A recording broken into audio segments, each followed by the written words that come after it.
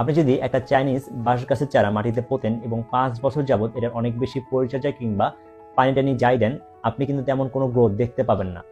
5 বছর পরে গিয়ে 5-6 সপ্তাহের মধ্যে এটা হঠাৎ করে অনেক বেশি গ্রোথ দেওয়া স্টার্ট করবে, প্রায় 90 ফিট পর্যন্ত এটা উঁচু হতে পারে।